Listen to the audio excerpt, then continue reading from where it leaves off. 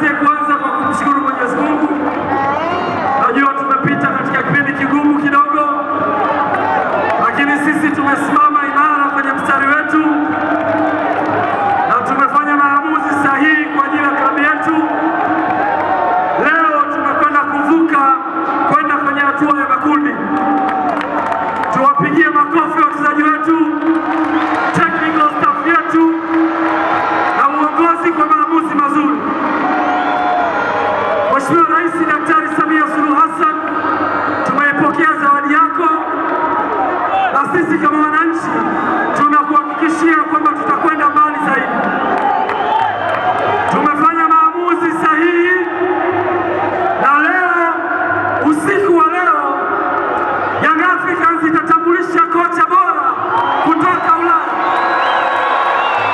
Tutatambulisha kocha mwenye ubora mkubwa, mwenye experience kubwa, kocha atakayetuvusha kwenye mashindano haya kwenda kwenye hatua inayofuata. Habari hii nzuri inakuja kwenu wananchi, na leo tutamtambulisha usiku huu kama zawadi kwenu kwa kutuunga mkono katika wakati mgumu. Yanga oye! Tunaye mdhamini wetu Ghalib Said Mohamed, tumpigia makofi yuko jukwani. Na yeye amekuwa ni nguzo kubwa kwenye maamuzi ya klabu yetu. Tunakushukuru sana na Mungu akubariki.